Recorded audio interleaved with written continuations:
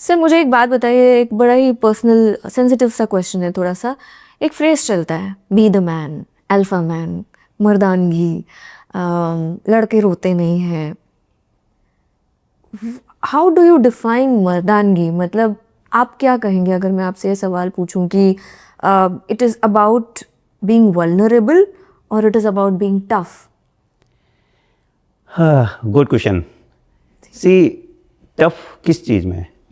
अगर आप मेरे से बेसिक पूछ रहे हैं ना, सिविल के लिए, जी ठीक है, तो मैं बताऊंगा मेरी जो अपब्रिंगिंग हुई वो सरस्वती शिशु मंदिर से शुरुआत हुई। जी तो जहाँ पर बोला जाता था और माना जाता था, आचार्य जी घर पे आते थे और वो पूछते थे, एक क्वेश्चन का सेट लेकर आते थे कि क्या आपका बच्चा हर दिन सुबह उठकर आपके पैर छूता है? क्या अपनी बहन को वो रेस्पेक्ट से बात करता है? उसके साथ लड़ता तो नहीं है?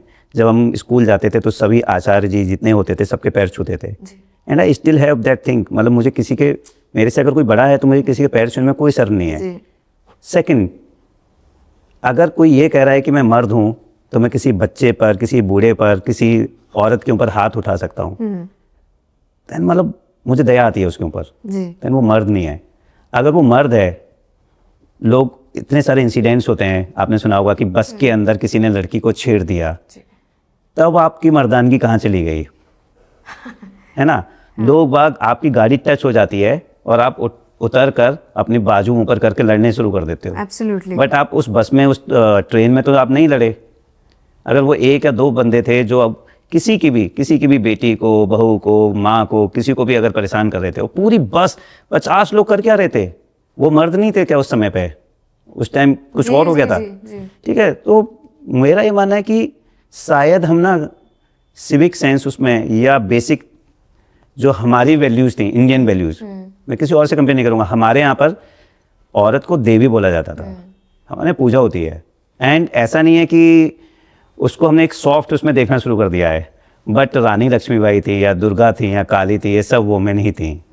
तो मेरे लिए मुझे लगता है कि अगर आप मर्द हो तो आप रेस्पेक्ट करना सीखो, बेसिक चीज़ों को फॉलो करना सीखो।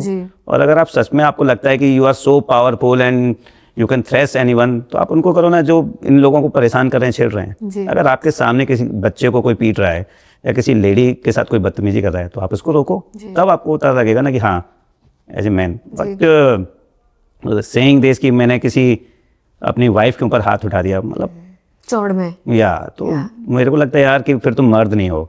ठीक है, और आप बोलते भी हो अपने दोस्तों में, या आजकल तो youngsters who go to college बड़े चौड़ में बोलते हैं कि you know, not one girl, या सो मेनी गर्ल्स। हाँ, नहीं तो यस एंड बट समहाउ पता है, आई विल से कि शायद हमारे यहाँ जो कंटेंट अभी दिखा रहे हैं, मूवीज जो आ रही हैं, वेब सीरीज जो आ रही हैं, they are also responsible for this कि यस, आप क्या प्रमोट क्या कर रहे हो। ठीक है, मतलब शिवलरी है ही नहीं। You know, very rare I meet a gentleman जिसमें शिवलरी होगी, otherwise there is no chivalry. तो सी दैट्स व्हाई, मतलब शायद मैं कहूँगा कि मैं उस स्कूल में था और उसके बाद फौज में आ गया।